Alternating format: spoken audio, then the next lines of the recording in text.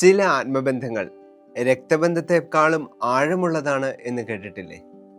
രക്തബന്ധത്തെ പോലും വെല്ലുന്ന ഒരു ആത്മബന്ധത്തിന്റെ കഥയാണ് ഈയിടെ സോഷ്യൽ മീഡിയയിലൊക്കെ ഏറെ ഹിറ്റായി പലരും കണ്ടത്.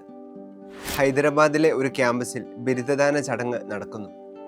ആ ബിരുദദാന ചടങ്ങ് പൂർത്തിയായപ്പോൾ അവിടെ ഉണ്ടായിരുന്ന മറ്റെല്ലാ കുട്ടികളും ഒരുമിച്ചിരുന്ന് സെൽഫി എടുക്കുവാനും തങ്ങളുടെ സന്തോഷത്തെ സ്റ്റാറ്റസായിട്ടും സ്റ്റോറീസായിട്ടുമൊക്കെ മറ്റുള്ളവർക്ക് മുമ്പിൽ ഷെയർ ചെയ്യാനായിട്ടുമൊക്കെ വളരെ തകൃതിയോടെ നടന്നപ്പോൾ അവിടെ ഉണ്ടായിരുന്ന ഒരു യുവാവ് മാത്രം ആ ക്യാമ്പസിൻ്റെ ഒരു ഗേറ്റിംഗിലേക്കാണ് തനിക്ക് കിട്ടിയ സർട്ടിഫിക്കറ്റുമായിട്ട് ഓടിപ്പോയത്.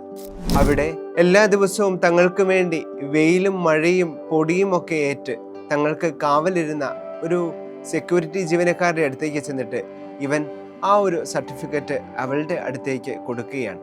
അവർ അവൻ്റെ അമ്മയല്ലായിരുന്നു, പക്ഷെ മറ്റുള്ളവരെല്ലാവരും അവരെ ഒരു തൊഴിലാളിയായിട്ട് കണ്ടുമുട്ടിയപ്പോൾ ഇവൻ അവരെ ഒരു അമ്മയ്ക്ക് തുല്യമായിട്ടാണ് കണ്ടുമുട്ടിയത്.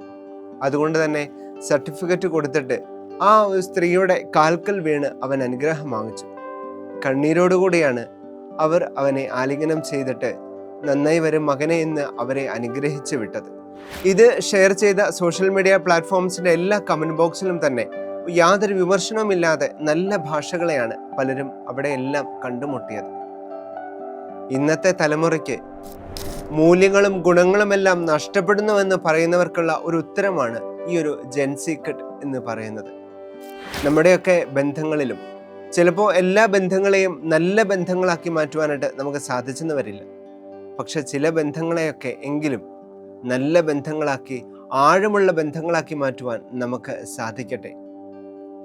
സ്നേഹം എപ്പോഴും ത്യാഗം ആവശ്യപ്പെടുന്നുണ്ട് എന്ന് പറയുന്നത് പോലെ നല്ല ബന്ധങ്ങളെ, സ്നേഹബന്ധങ്ങളെ കാത്തു സൂക്ഷിക്കുവാൻ നമുക്ക് സാധിക്കട്ടെ.